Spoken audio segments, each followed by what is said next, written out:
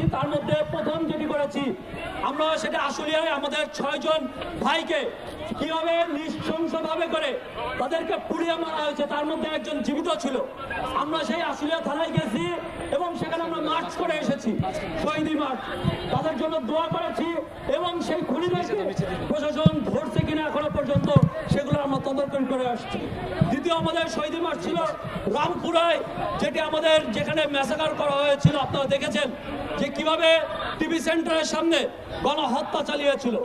তৃতীয় শহীদি মার্চ আমরা এই আমাদের ল্যাব হেডকোয়ার্টারে করেছি, যেখান থেকে আপনার হেলিকপ্টারে করে আমাদের জুলাইতে ভাইদের উপরে কিভাবে গুলি করা হয়েছে। চতুর্থ শহীদ মার্চ আজকে আমরা ট্রাইব্যুনালে এসেছি, আন্তর্জাতিক অপরাধ ট্রাইব্যুনালে আমরা এসেছি, 7 মাসে একটি রায় ঘোষণা করতে পারে নাই। এই ট্রাইব্যুনাল বারবার শুধু প্রেস বিভাগের নামে কালক্ষেপণ করছে আর বলছে আমরা দ্বার প্রান্তে, যেখানে আমরা দেখতে পাচ্ছি আপনারা দেখছেন যাত্রাবাড়ি তাইম হত্যাকাণ্ড কিভাবে পুলিশ নৃশংসভাবে হত্যা করেছে। তার বাবা এখনো বলছে স্যার কয়টা গুলি লাগে একজনকে মারতে। আপনারা দেখেছেন যাত্রাবাড়ি হত্যাকাণ্ড কিভাবে করেছে, পুলিশ কিভাবে নৃশংসভাবে তাইমকে গুলি করার পরে যখন সে পড়ে যায় তার বন্ধু তাকে পিছের দিকে টেনে নিয়ে যাচ্ছিল, তখনও তাকে গুলি করে যাত্রাবাড়ি থানার ওসিএসি। সেটার ভিডিও ফুটেজ আপনাদের মিডিয়ার মাধ্যমে সারা বিশ্ব দেখতে পাচ্ছে। সেখানে তার রায় ঘোষণা করতে ট্রাইব্যুনালে 7 মাস লেগে যায়। এটা ট্রাইব্যুনালের জন্য ধিক্কার। আমরা বারবার বলছি যে আপনারা রায় ঘোষণা করেন, কারণ শহীদ পরিবাররা রাস্তায় রাস্তায় ঘোরার জন্য শহীদদের জীবন দেয় নাই। শহীদরা বাংলাদেশকে একটি কল্যাণ রাষ্ট্রে পরিণত করার জন্য তারা জীবন দিয়েছে। আমরা সেখানে বলছি আমরা একটি কল্যাণ রাষ্ট্র গঠন করার জন্য প্রতিটা সময় দেশের জনগণ এগিয়ে আসছে, সেই জনগণের রক্তের ঋণ আপনাদেরকে পরিশোধ করতে হবে সবার আগে।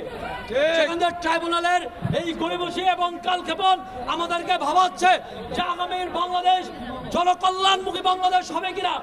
আমরা যেই বিচার ব্যবস্থাকে স্বাধীন বিচার ব্যবস্থার জন্য কথা বলছি, সেই বিচার ব্যবস্থাকে আগে হবে কিনা সেই জন্য আমরা সন্দিহান। আমরা শহীদ পরিবারের পক্ষ থেকে গত 34 দিন ধরে আমরা আন্দোলন করে যাচ্ছি। শাহবাগে জুলাই মঞ্চ গঠন করে আমরা বারবার বলছি যে গণহত্যার বিচার করতে হবে এবং যেই দল যেটি সংঘবদ্ধভাবে একটি দল যে গণহত্যা চালিয়েছে আওয়ামী লীগ, তাকে নিষিদ্ধ করতে হবে। আওয়ামী লীগ নিষিদ্ধ না করে কোন ধরনের বিচার কার্যক্রম করলে আওয়ামী লীগ আবার সেই বিচার কার্যক্রমকে বাধাগ্রস্ত করবে।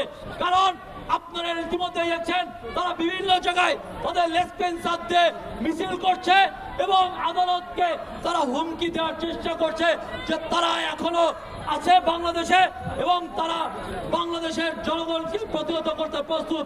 আপনারা দেখছেন তারা ভিডিওতে অডিও বার্তা দিয়ে বাংলাদেশের মানুষকে হুমকি দিয়ে যাচ্ছে, এখনো সেই আওয়ামী লীগকে এখনো নিষিদ্ধ করছে না। এই জন্য আমরা বলছি বিচারিক প্রক্রিয়ায় নাৎসি বাহিনীর সাথে তুলনা করে আওয়ামী লীগকে নিষিদ্ধ ঘোষণা করতে হবে।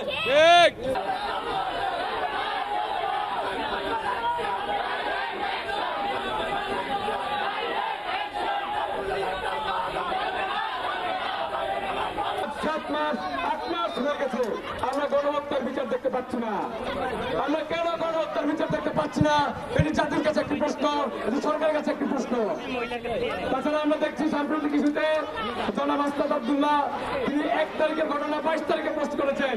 22 দিন কি হয়েছে এটি একটি প্রশ্নবোধক চিহ্ন রেখে যায়। আমরা দেখেছি 2000 শহীদ হয়েছেন এবং 20,000 উপরে আহত হয়েছেন আমাদের ছাত্র জনতার মধ্যে। কিন্তু আমাদের ছাত্র জনতার এই যে নিহত হওয়া এবং আহত হওয়া এই বিষয়ে আন্তর্জাতিক অপরাধ ট্রাইব্যুনাল এগুলো দ্রুততম বিচার সময়ের মধ্যে বিচার কার্য সম্পন্ন করতে পারছে না।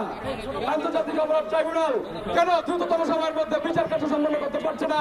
এটি আমার একটি প্রশ্ন, এটি জুলাই মঞ্চের পক্ষ থেকে প্রশ্ন, এটি শহীদ পরিবারের পক্ষ থেকে প্রশ্ন। আমরা সবাই দ্রুততম সময়ের মধ্যে বিচার চাই। বিচার চাওয়াটাই হচ্ছে আমাদের দাবি, শুধু বিচার চাওয়া দাবি নয়। আওয়ামী লীগের মতো দোষরকে, গণহত্যাকারী সংগঠনকে, গণহত্যাকারী এই দলকে অবশ্যই দেশ থেকে নিষিদ্ধ করতে হবে।